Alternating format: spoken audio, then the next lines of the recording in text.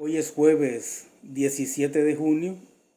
En El Salvador tenemos alrededor de un mes y medio de estar viviendo lo que yo denomino la definición concreta del gobierno.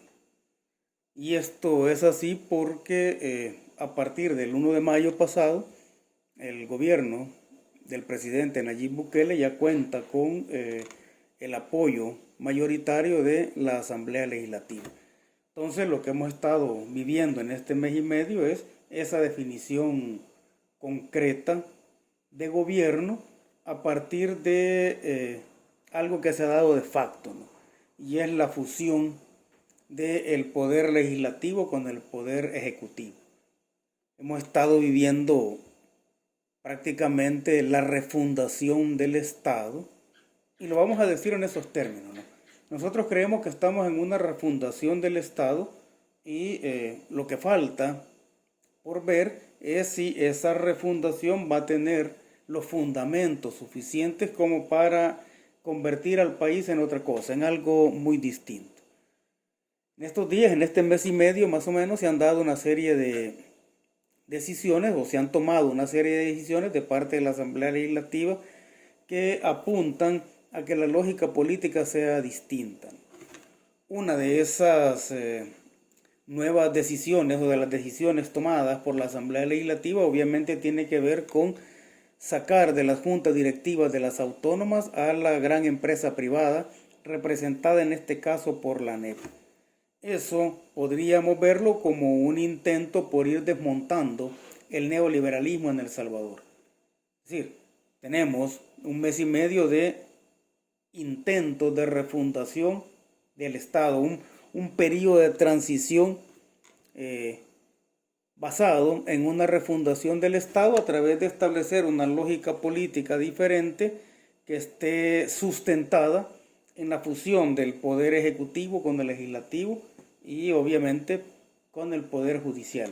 Ahora, el problema central de estas coyunturas o de coyunturas similares a la nuestra, el problema central es definir dónde comienza precisamente esa transición hacia la refundación del Estado, cómo se hará dicha refundación, quiénes serán los protagonistas principales y, lo más importante, ¿no?, hasta dónde se va a llegar. En ese proceso de refundación vamos a ver una serie de decisiones, o estamos viendo desde ya una serie de decisiones que se están tomando y que precisamente apuntan hacia esa refundación. Una de ellas es decretar que el Bitcoin va a ser una moneda de curso legal, ¿verdad? Junto al dólar, y sobre eso voy a hablar en un próximo programa, sobre las implicaciones sociológicas que tiene el uso del Bitcoin y cuáles son los antecedentes históricos de ese proceso.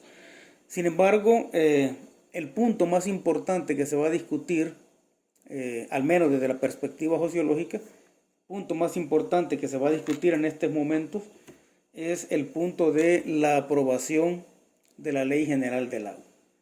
Y es que el agua se va a convertir, o ya se está convirtiendo a nivel planetario, en la mercancía de las mercancías. El agua podría llegar a ser el equivalente específico de todas las mercancías, así como lo fue el oro, y podría llegar a ser también el equivalente general de todas las mercancías, así como lo llegó a ser el dinero, ese dinero o esa moneda tal como nosotros la conocemos en este momento. Y decir que va a llegar a ser el equivalente general significa que no solo lo será en términos de su relación o comparación con las mercancías, sino también con la fuerza de trabajo. Es decir, con lo que nosotros denominamos, o el precio, lo que nosotros mejor conocemos como fuerza de trabajo, es el precio que a esta se le pone y que se denomina salario, ¿no? Pues bien, ya sea que estemos hablando del patrón oro, o estemos hablando de dólares, o estemos hablando de Bitcoin, al final lo importante es que se está transitando hacia una desmaterialización de la moneda y se está transitando hacia una versión moderna de lo que es el equivalente general de todas las mercancías. Pero bien, de eso voy a hablar en otro programa, ¿no? En este momento lo importante es que como población estemos atentos a la aprobación de esa ley general del agua. Las guerras por el agua seguramente van a palidecer a todas aquellas guerras que se llevaron a cabo por el petróleo, por el gas natural, por los recursos naturales de los países y que fueron impulsadas, al menos en la época moderna, fueron impulsadas en su mayoría por los Estados Unidos. Pues bien, el agua puede llegar a ser no solo la mercancía de la mercancía, sino que también va a llegar a ser un motivo de guerras mucho más cruentas que las que hemos vivido hasta el momento, porque el agua tiene que ver precisamente con la sobrevivencia de la especie humana.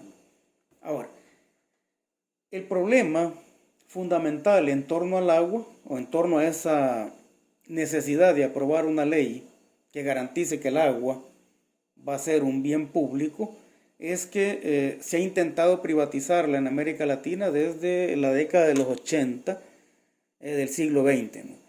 Hubo intentos ya de privatización en 1983 en México. A principios del siglo XXI se han seguido intentando privatizar el agua potable. Hemos visto cómo esos intentos de privatización han sido derrotados en países tales como Uruguay, Puerto Rico, Bolivia, México inclusive. Y en el caso de Bolivia fue muy particular porque eso llevó a lo que se conoció como la Guerra del Agua, ¿verdad? En un intento salvaje de privatización en Bolivia, que incluso tenía previsto en todo lo que era la normativa que se había construido para privatizarla, se había establecido que hasta el agua lluvia iba a ser pagada, ¿no? Es decir, hasta el agua lluvia iba a ser privatizada, ¿no? Ahora, es importante recordar todos estos intentos de privatización del agua, no solo porque estamos pensando en que estamos en un proceso de refundación del Estado que reivindique lo público, porque al reivindicar lo público se está reivindicando también la condición de ciudadano del pueblo, al ponerle a su acceso todos los bienes y servicios que tienen que ver o que deben ser manejados por el Estado y que de alguna forma le permiten satisfacer sus necesidades de mejor manera. Y es importante recordar estos intentos de privatización porque decimos, queremos pensar que estamos en una refundación del Estado. Y hay que tomar en cuenta esos intentos o las enseñanzas de esos intentos de privatización porque hay que redactar una ley que no solo garantice que el agua no puede ser privatizada o que el agua es un derecho humano, ¿sí?, inalienable, sino que hay que garantizar que no se deje ningún tipo de rendija por la cual se pueda colar posteriormente la empresa privada en sus intentos por privatizar esa agua potable, ¿no? Ahora, y hay que hacer, digamos, remembranza de todas las enseñanzas históricas porque el agua se ha intentado privatizar usando una serie de falacias conceptuales, ¿no? Recuerdo, por ejemplo, de que se habló, o en un momento se disfrazó la privatización del agua llamándola proceso de descentralización. En otros países le llamaron participación de la sociedad civil. O sea, esa privatización que se quería impulsar se le llamó que se estaba abriendo el servicio a la mayor participación de la sociedad civil y en algunos casos se le ha dado en llamar desarrollo sustentable. En todo caso, esos intentos han sido, o esas falacias conceptuales han sido, una forma de esconder los intentos de privatización del agua potable. Entonces, hay que recordar o hay que pensar en que nosotros como sociedad debemos incidir en esa aprobación de la ley del agua que parece ya inminente, ¿sí?, señalando todos aquellos aspectos que nosotros consideramos fundamentales para sentirnos como población totalmente seguros de que ese recurso está protegido y está protegido en beneficio del pueblo. Entonces hay que recordar que existen muchas modalidades de privatización. Y voy a mencionar algunas. Una modalidad es la privatización de las redes municipales de distribución, no solo del agua, sino que también de las plantas purificadoras. Es decir, se puede privatizar el agua privatizando las redes municipales. En ese sentido, la privatización estaría disfrazada a través de la distribución del agua.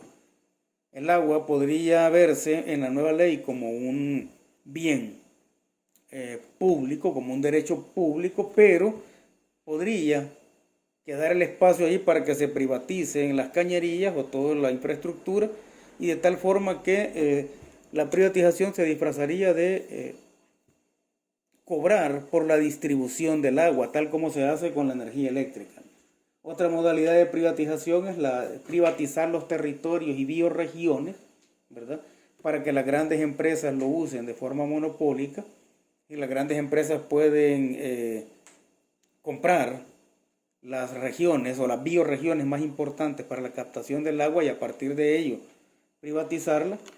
Otra forma es privatizarla a través del desvío de agua que hacen las grandes empresas, ¿verdad? Para poder obtener todos los beneficios de esta. También podemos hablar de privatización del agua a través de la contaminación. O sea, al contaminar el agua, las grandes empresas, las grandes fábricas la están privatizando porque están privando a la población del acceso a un agua potable, segura y abundante, ¿no? Y otra forma de privatización importante es la privatización por embotellamiento.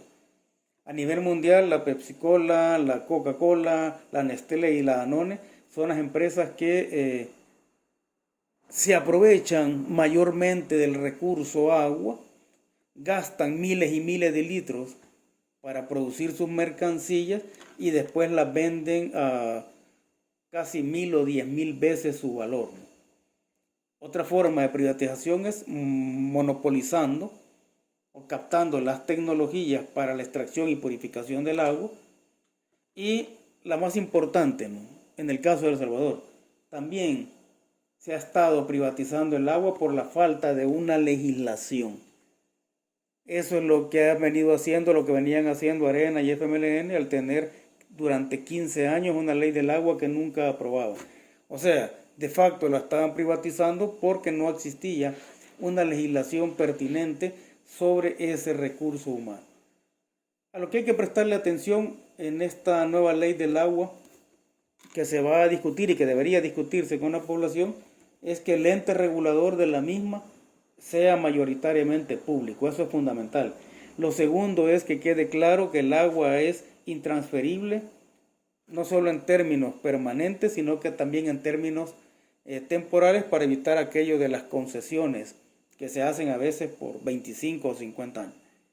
Y lo último, hay que dejar en claro que no se va a privatizar tampoco la red de distribución del agua.